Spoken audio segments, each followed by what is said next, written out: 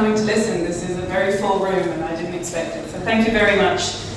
When I was asked to give this talk, Helena asked me and I thought, wow, I feel really unqualified. When I think of women's talks, I think of great vocational stories or motherhood or marriage or all of those things, and I don't have any of those experiences. I am single, I've never particularly felt a call to religious life, and I was like, what do I have to say about womanhood? And I prayed about it, and I thought about it, and I thought maybe that's what I will talk about. Womanhood outside of any other context, just what it means to be a woman. Just women. And I feel like so much of what we say about women is about these contexts that we're in. It's about our relationality, it's about our identity as daughters, as wives, as girlfriends, as friends, our beautiful ability to relate to each other, to explore emotions and to share things with other people. And it's also, the other thing we talk a lot about is our creative expression, what we wear, how we make beautiful spaces for people to be in, all of the ways that we express beauty. And anyone who knows my podcast knows that's something I feel very strongly about. But those are amazing things. And there's a lot of great talkers who will do amazing talks on this. They might have even already been at workshops on this weekend. That's not what I want to talk about. I want to take womanhood back to its absolute essentials, away from your womanhood in relation to anything that you do in this world, anything that you have or do, or any relationships that you have, your context in a family. I want to talk about what it means to be a woman before God. Because God created you a woman. It's etched into your very being. It's etched into every way that you experience the world. And I'm not just talking about the things that lead to mind, periods and pregnancies. It's etched into every way that your hormones cycle through the day. It's in the very makeup of how your skeleton is made to stand on the earth. It's in every strand of your DNA. It is embodied in your whole being. St. Teresa, Benedict of the Cross, who I'm going to be talking about a lot in this talk, so keep her name in mind. She would say that there's a feminine quality to your souls. God created you as an expression of His immense goodness and love. And when He thought of how He wanted to express this through you, He thought of it in a uniquely feminine way. It is part of your very essence. He made you a woman before the foundation of the world, before there was anything that could tell you how to be a woman, anything that might indicate like what you wear or what jobs you might have. You were a woman before all of those things. And so if we want to say something about womanhood, we have to go deeper. I guess this is me receiving my degree in womanhood, which qualifies me to give this talk. Turns out I am qualified. But Teresa Benedict of the Cross has this amazing quote. She uses a lot of quotes, and I'm bringing up a lot of them in this talk. Brace yourselves. But she says, the world doesn't need what women have. The world needs what women are. And she also says, first become a person. And she says this in the context of praising the unique calling of women to motherhood. But she says, before a woman can become a wife and a mother in a positive way, she must first mature in her own self-possession.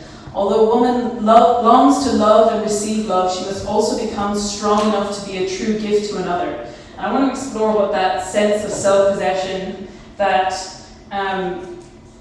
sense of self as a woman means for us as Catholic women. And it's important because the world has a lot of things to say about what it means to be a woman and how to be a woman. It tells us how we should dress, how we should act, what careers we should have. It even goes as far as saying what kinds of shapes of bodies we should have to fit trends. And these kinds of expectations can even come from well-meaning religious and Catholic circles as well, which have something important to say, but I just want to clarify something on it. I feel like sometimes when you're in Catholic spaces, there can be a lot of expectations of what your life ought to look like. That you should be married by a certain age, that you should have so many kids at a certain amount of time. And it can become overwhelming to try and figure out what it means to be a woman. And I want to keep bringing it back to this first become a person. Because it's easy to slip into thinking of only the externalities when we think of our womanhood. It's not anything that you can buy or a checklist of things that you have to achieve. It's not something that you have to do, it's who you are. And so your life, your faith, and your femininity, which are all tied together, they're not a branding exercise. We all share so much of our lives online, and I think it can, as much as I like following a beautiful Catholic Instagram as much as anyone else, it can begin to feel like when our lives don't look a certain way, then we're not living up to our Catholic potential. And I just want to make sure that everyone knows that that's not true, that there are many good things that we see that trends among Catholic girls that can be good and can be wonderful. They're not the same thing as your faith. Oh yeah, I was I don't know how many people have actually seen this movie. I was like, this sounds very familiar. Oh, I'm quoting the Grinch, but instead of Christmas, I'm saying Womanhood. So I'm glad some people have seen that movie. This made me laugh. But I've got a few things up here. I think these are some of the things that we tend to think of for like what a Catholic woman's life looks like. And if you think I'm coming for anyone here, I want you to know that every single item on this is something that I own. In fact, I'm wearing this necklace right now. They're great, they're beautiful. I love my dresses, I love my necklaces, I love my calligraphy Bible quotes. But they are not the same thing as my faith. They might be expressions of it. They might be expressions of my femininity. They might be expressions of how I believe and what gives me inspiration to turn to God. But they're not the same thing as my faith. I was a Catholic woman before I owned any of these things, and I will be a Catholic woman long after I own any of these things. It's not a part of our faith to have to own things. We don't need anything to be a woman of God. And to quote the great philosopher, Dr. Taylor Allison Smith, no amount of vintage dresses will give you dignity. Obviously, I'm joking, but my point is that your dignity comes from God. And while your vintage dresses, which Taylor Swift owns a lot of, can be an expression of your womanly dignity, the dignity itself comes from God and not from these things. I think the reason why I wanted to say this is because this can be a little bit innocuous. It can be easy to think like, oh, well, that's fine. I know that my dresses aren't my faith, that's obvious. But it goes beyond that, because I think we can fall into the trap of thinking that, and then we can fall into the trap of looking at other ways that our lives look like beyond material things, and look at the conditions and the path that we're taking, and start saying, does this match up with what everyone has told me my Catholic life would look like? And I just want to make sure that we don't fall into that trap. The church has beautiful, wonderful, important things to say about the role of women and their maternal and motherly vocation, and whether that's in religious vocation or in family life. And it's really important that the church says those things, because our world today has so little time for a lot of it, and so little interest in it, and it's wonderful to proclaim those things. But at the same time, I worry that we can sometimes think that it always looks the same. Or maybe that there's one or two boxes that, like, oh, if I have a religious vocation, it looks like this, and if I want to be a mother, it looks like this. And I just want to make sure that we are open to God calling us to live our womanly life, our womanly vocation, in a multitude of ways. I added this today. It was something that I was reminded of. I think a lot about this. This is a picture of Elizabeth. And it says about her life that with her and Zechariah, both of them were righteous in the sight of the Lord, observing all the Lord's commands and decrees blamelessly. They were childless because Elizabeth was not able to conceive, and they were both very old.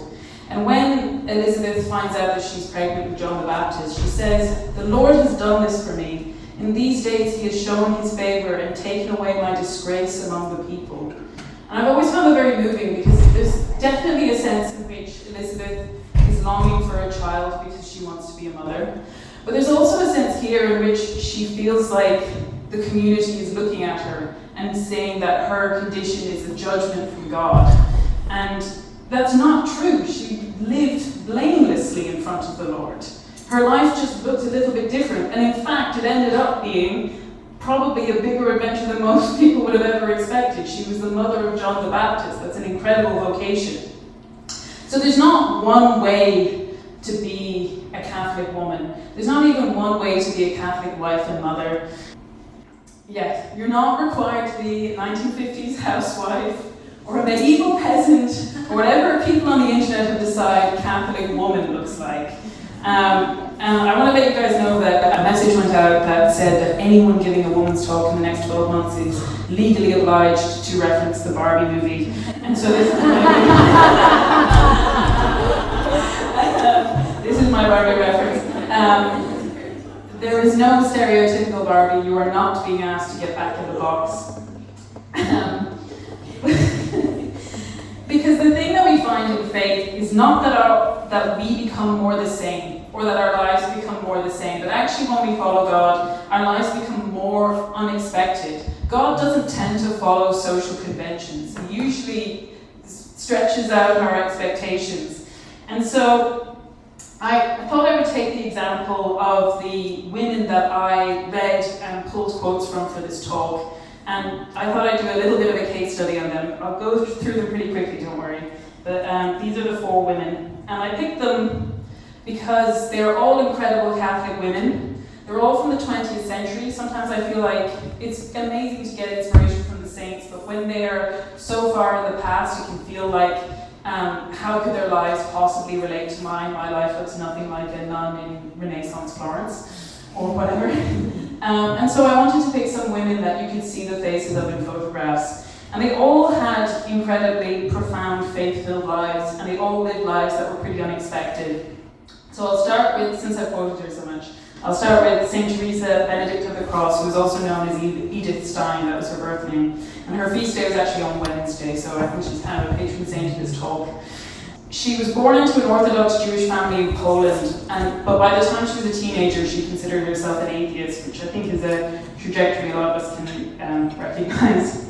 But she had a brilliant mind, and she went into academia, and she was so fiercely intelligent that she worked to and almost became one of the first ever female professors in her area. And when they ran out of reasons why she shouldn't do it because she was a woman, they decided she shouldn't do it because she was a Jew. So it just goes to show you that people always find reasons to tell you you shouldn't do things. But in 1921, she read the autobiography of St. Teresa of Avila, and it totally changed her life. She quickly became a Catholic, and she, after that, became a Carmelite nun, and she continued to write and teach, and she became one of the most important thinkers that we have in the church. But she was also caught in the middle of World War II, and the Nazis were persecuting many people, but her because of her Jewish heritage. And not only was she an amazing thinker, but she was an incredibly brave woman and a virtuous woman, and so much so that she believed that she would not survive the war, and she started preparing for her life in the concentration camps. She would voluntarily go hungry and cold so that she would be ready. In the end, she was arrested by the Gestapo. They brought her to Auschwitz, where she was gassed. She's now patron saint of Europe, and she's just an amazing testament to how you can have an intellectual life, but it has to be bolstered by this incredible and profound virtue and faith. And the next person we have is Flannery O'Connor. She's one of our greatest 20th century Catholic novelists and writers. If you can say that someone who's been dead for 60 years and that you've never met is your best friend, I think she might be mine. I don't know if that's a bit sad to say, but she's amazing. She was born in the American South in Savannah, Georgia in 1925. She was raised a Catholic and carried her profound faith throughout her life. She moved north and joined the sort of elite writerly circles, very kind of fashionable and interesting literary lives. But she, at the age of 27, she was diagnosed with lupus, which had killed her father. And so she had to retreat from this exciting life, and she moved back to the American South onto a farm with her mother and spent the remaining 12 years of her life raising peacocks, which I don't think was part of her plan. I don't think it's anyone's plan to raise peacocks for their life. But instead of feeling like she had been cheated out of something, she used that time and even the limitations of her illness to focus on writing. She wrote 2 novels and over 2 dozen short stories, which profoundly changed literature. But more than that, she was incredibly generous. She wrote a lot of letters. She was a mentor for a lot of writers, and she was a spiritual confidant for a lot of people. She really thought about her faith. She was also not at all what you think of as like a sweet little, at the time, spinster American lady. She was wickedly funny. She was unbelievably funny and sharp, and her stories were dark and kind of grotesque and a little bit scary. And what she did was she used them to show the brokenness of humanity from which God offers us redemption. She has an incredible ability to portray the darkness of humanity, and that's actually part of how she draws people to God. It's an incredible skill. Now, some people might have heard of Flannery O'Connor. I doubt almost anyone in this room has heard of Madeleine Del... Oh, have I missed one? Where's she gone? Oh, she's still there? Nope, she's gone. Well, she's going to have to just be described. And you could only describe her. Madeleine Del she grew up in a fashionable 20th century Paris, and she lived what I can only describe as the cliched French dream. As a teenager, she cut her hair short, designed her own clothes, wrote atheist manifestos, and studied philosophy, and I presume smoked a lot of cigarettes. But she went to a lot of parties and had a lot of fun. But when she was 20, her tall, dark, and handsome fiancé decided, actually, I'm going to join the Dominicans. And she had to contend with the idea that maybe faith was something that was going to impact on her life. And she converted to Catholicism, and she gave up all of the fashionable parts of her life and founded a home of hospitality for people in the suburbs of Paris, in a largely communist area that was very hostile to the idea of God. And she worked for people, she gave them homes, she fought for social justice and workers' rights where they were really needed, where people were really downtrodden. And for people who never expected to be offered a chance to encounter God, she worked for her whole life for that. And then the last one, you've seen the snapshot here, is Carol Houselander. Carol Houselander was an English mystic. I'm not sure she's exactly what you think of when you think mystic. I think she probably looks a little bit more like Edna Mode from The Incredibles. but she was a mystic. She had visions. And she was a pretty zany person. She was an eccentric in a lot of ways. And she played a lot of pranks. She went to mass every day, and yet she hated what she called common sense Christians. She even fell in love with a Russian spy who broke her heart. But she had some pretty relatable experiences too, although I don't know, maybe someone here has fallen in love with a Russian spy. But she was an oddball as a teenager. She had poor health. Her friends didn't understand her. Her family didn't understand her. This probably wasn't helped by her getting visions. But she became one of our most profound spiritual writers, as well as becoming a spiritual director, and specifically a counselor. Doctors would send people with severe emotional wounds to her, and she would, as one of them quoted, love them back to health. She had a profound gift for that. So all of these women had very different lives with different careers and interests. They were academics, they were social workers, they were novelists, they were counselors. And for each of them, God took their lives in a direction nobody, I think, would have expected. I don't think it's what they would have chosen for themselves, but He knew what He was doing. He knew the good that He wanted to work through their lives, and He is still working good through their lives. They've had an impact on me. I hope they will have an impact on you. But their lives weren't what they expected or what anyone expected. A lot of them went from quite prestigious-looking lives to quite humble lives. And so I think the world might even say they were unsuccessful, or that they had gone down in the world in some way. And even for Catholics, I don't think they follow the mold of what you expect when you think of a Catholic woman. And this is what I want to highlight to you. It's the vastness, it's the unknowability. This is the piles and piles of female saints in heaven. There is an unknowability of the plan for your life. You can't expect it to look one way. We have a God who makes every snowflake and every fingerprint unique. Don't spend your life wondering why your life doesn't look like someone else's. It's good that we have longings in our hearts. It's good that we desire things and we ask God for them. It's good to have goals that we want to pursue. These are incredibly important things, but we need to be able to ask God for them and then to have the humility to have Him answer those prayers in ways that we don't expect. It's not a vending machine where you insert prayers and good works and at the bottom pops out the life that you want and expect. He wants so much more. His imagination is so much bigger than ours. I was thinking that, I find myself sometimes thinking that it can feel like He has a template for most of us that is all the same. And that here and there He crafts some extraordinary lives like the ones that we just discussed. That's not true. He has an extraordinary path for everyone. For every single person who's ever existed, He has had an important path for them.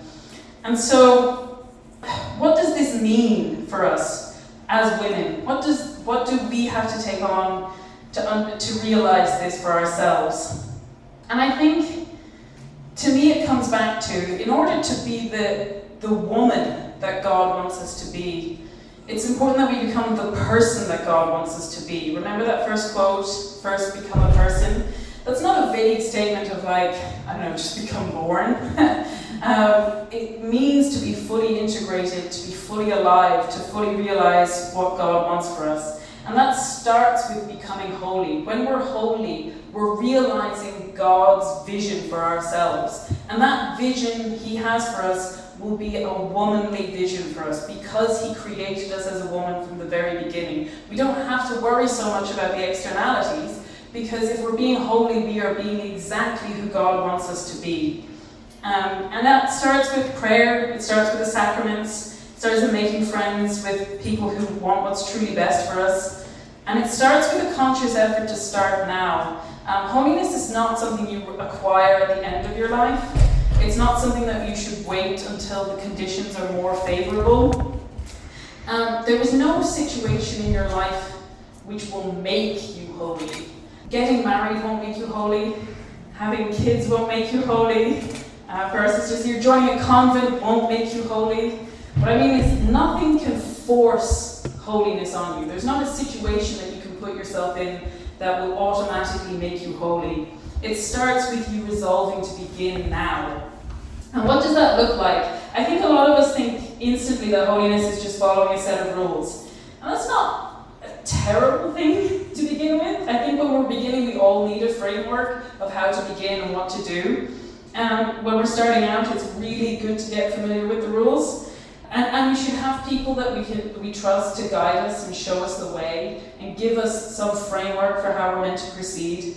But I think it can be easy to just stop there. I think, especially when I think of people pleasers, and I think that describes a lot of women, we can be so focused on making sure we're staying within the lines and doing everything right and making sure that we're following all of the rules that we never actually get away from that. I debated whether I should put this quote in this talk because it comes from a slightly controversial TV show, which I have not seen. So I really am not. I wondered whether I should put it in because it would look like I'm recommending it. And I don't have opinions. I don't know. But what I do know is that a lot of people I knew really resonated with the following quote, and it didn't matter whether they were Catholic or Christian or anything. From all kinds of backgrounds, I knew women who resonated with this quote. It's from Fleabag. Actually, the scene that this is from is quite controversial, I know that much. But bear with me, and please don't write me complaining letters about this. But she says in the scene, I want someone to tell me what to wear every morning. I want someone to tell me what to eat, what to like, what to hate, what to rage about, what to listen to, what band to like, what to buy tickets for, what to joke about, what not to joke about. I want someone to tell me what to believe in, who to vote for, and who to love, and how to tell them. I think I just want someone to tell me how to live my life, Father, because so far I think I've been getting it wrong. I don't know whether anyone relates to that quote, but I certainly do. And the problem is that it comes from a good place and a bad place. It comes from a desire to find happiness, to do the right thing, to make sure that we're living correctly. It also comes from a place of fear, afraid of getting things wrong. And there's good news and bad news with this, which is that the bad news first, there is no list. There's no comprehensive list that will tell you exactly what to do in every moment of your life. I'm sure some people here will probably think that the church probably has enough rules going on. But when we start to live out our lives, we find that there's a huge range of moments in our life where it's up to our judgment. And there will never be anything that can tell us definitively what's right and what's wrong and what we should do. Because life is full of nuance, it's full of context, it's full of our own baggage, it's full of our own intentions. It's not like a bumper sticker that you can get. Life is full of nuance. But it's true, and part of our faith is growing and maturing enough to understand that and live in those uncomfortable spaces. There is no Vatican edict that will tell you who to date, or what length your skirt should be, or how much makeup you should wear. And there are plenty of people who will try to give you that list. But what we're actually called to is something far more and far greater. We're called to actually have a relationship with God and to know Him well enough to know how He wants us to be, how He wants us to act, to have that come from a place of knowledge of Him. And I think that's maybe where I get onto the good news, which is that when we do that, it's incredibly freeing. When we actually have a sense of clarity about our intentions, about our conscience, about our motivations, when we integrate this into ourselves, we have a sense of freedom. We don't have this paralyzing fear that we're accidentally going to step outside the rules. We can have confidence in the choices that we make. I think about this a lot when I'm driving around Dublin. I don't do that much driving, and there's about 3 routes that I know, and the rest I need my sat-nav to shout at me the entire way. Turn left now. Where do I go? And the sat-nav gets me there. It shouts me the whole way there, and I get there, and that's fine. But when I sit in the car with my parents who lived in Dublin for 20 years, long before sat-nav ever existed, and they know every street, and they know every way to go to avoid traffic, and they know how to get to where they want to go without having to consult something else. They have a sense of where they're going, they have a sense of the landscape, and they have a sense of what they're trying to get to. And that's what I think about the spiritual life. When we grow and mature, we can have a sense of knowing what we're doing. And it's a really beautiful thing. And it helps us step away from the sin and brokenness that we can be feeling. I want to talk a little bit about sin and brokenness. I just want to caveat it first, because what I want to talk about is the sin that we experience in the small everyday moments in our lives. And I want to make sure that I'm not at all dismissing the fact that there will be many people in this room who are struggling with profound brokenness and a really heavy burden of brokenness and sin. And I'm not trying to say that doesn't exist for anyone here at all. It's just not what I'm talking about today. I really hope for anyone who's experiencing that you will find the love and support and grace that you need, hopefully even in this community here. But like I said, I want to talk about the small moments, the moments that are less kind of dramatic to talk about. Because it can be easy to feel when we're struggling with big sin that when I've got this big thing that I have to deal with, surely the smaller stuff is less important, so I don't have to worry about it. Or what is probably more pernicious, and I find from a lot of people, both in Catholic and secular circles, which is that feeling of, I don't do anything that bad. And that's such a small way to view your life. Do you do anything that good either? Life is not about, saying, well, I didn't manage to do anything that bad. It's a very limiting way that we can have. And what I want to talk about is virtue, that virtue is a positive, important force. It is a vital, life-giving force. It's not just an absence of doing bad things. I think we can think of holiness like that a lot. I think we can say, well, virtue is the fact that I don't cheat, or I don't swear, or I don't steal. But virtue is its own positive force. It sets the world on fire. And we come to Flannery O'Connor. This is one of my favourite quotes of hers. It's had a profound impact on my life. She says, "I'm not a mystic and I do not lead a holy life." She's being modest there. "Not that I can claim any interesting or pleasurable sins. My sense of the devil is strong. But I know all about the garden variety, pride, gluttony, envy, and sloth. And what is more to the point, my virtues are as timid as my vices."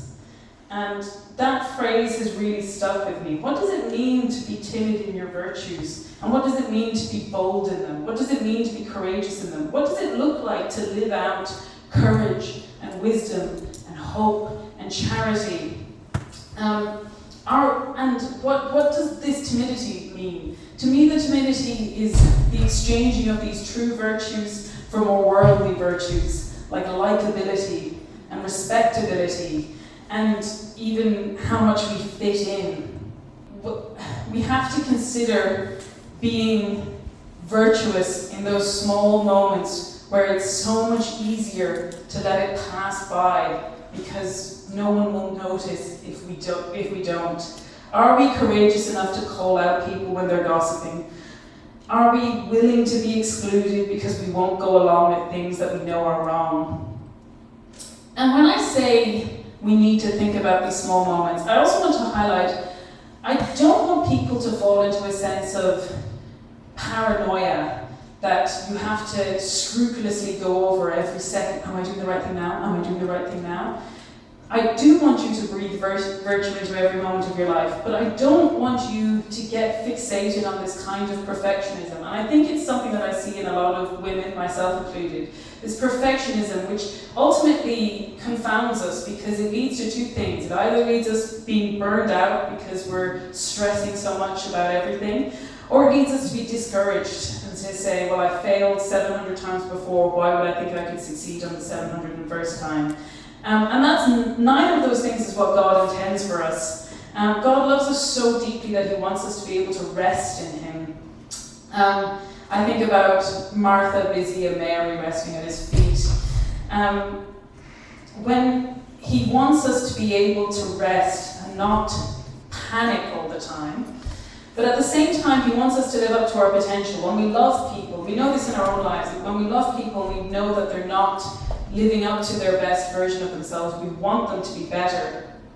And it's important to remember that this kind of perfectionism is a kind of self-reliance. And we should avoid that because what we're actually being asked to do is to rest in God, to make sure that we are calling to him for help, not only in the big catastrophes in life, but in the small moments. That what he's asking us to do is supernatural and not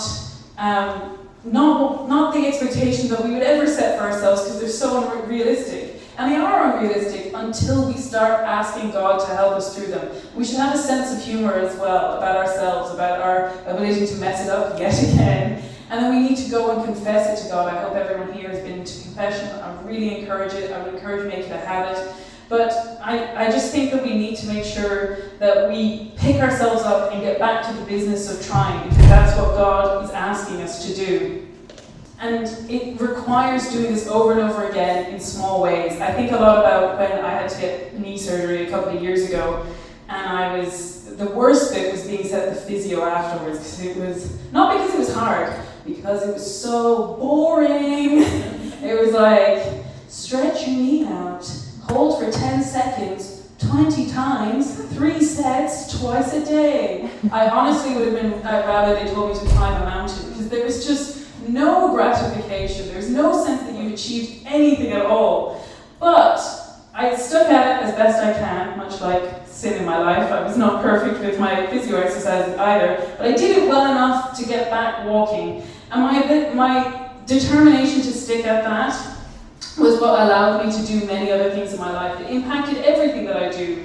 That that ability to stand and walk is obviously integrated into every single part of my life. And so that's the same with virtue. When we do those little things, it prepares us to do much greater things. And we can't wait until we're at these big heroic moments. I feel like we want the glorious, heroic, end of the movie battle where we show ourselves worthy of the challenge and we rise to the moment.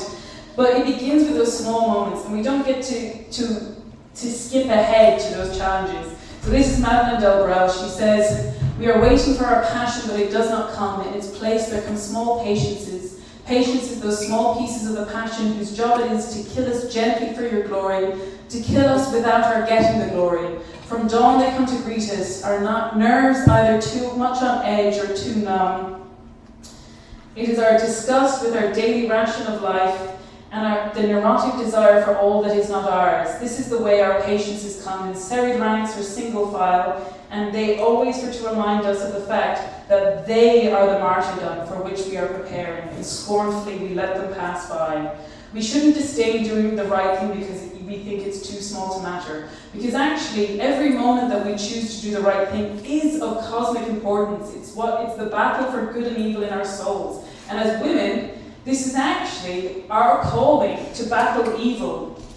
St. Teresa Benedict of the Cross says, a promise of redemption is present inasmuch as the woman is charged with the battle against evil. And what she's referring to here is the prophecy in the Garden of Eden, when God says to the serpent, I will set enmity between you and the woman, your offspring and hers. Her descendants will tread on your head, and yours will lie waiting for their heel.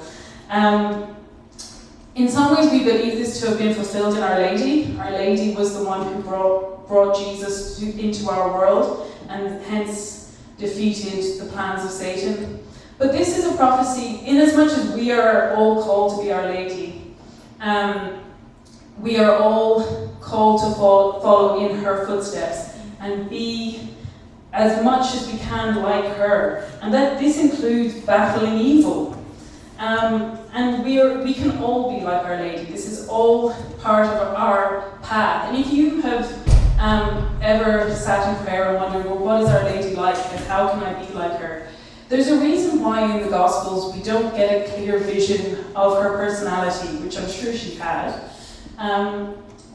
But she's left as kind of a mystery to us, and that is because God loves us so much. He wants to give us the space to be the women that we are while following in her footsteps. Carol Houselander says, the one thing that she, Our Lady, did and does is the one thing that we all have to do, namely to bear Christ into the world.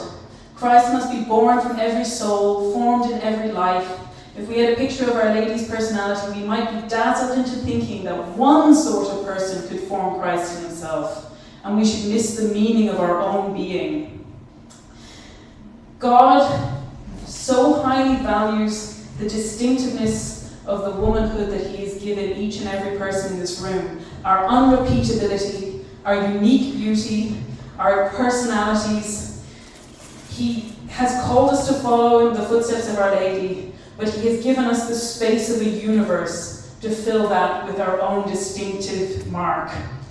And when we think of what she achieved, what we're all called to achieve, she was a simple woman who bore Jesus into her heart, but her yes was the concrete moment which made redemption possible, which formed civilization, which changed history, which raised up cathedrals and wrote poetry and all of these amazing things. Her yes was the moment that allowed all of those things to happen.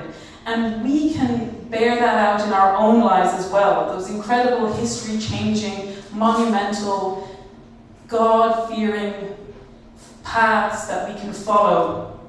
Because, as Carol Houselander also says, our crowning joy is that she did this as a lay person and through the ordinary daily life that we all live, through natural love made supernatural. And this is my closing statement. That's what I hope for all of you, that you will find the virtue to be able to say yes and to lead an extraordinary, unexpected, unique, and unrepeatable life.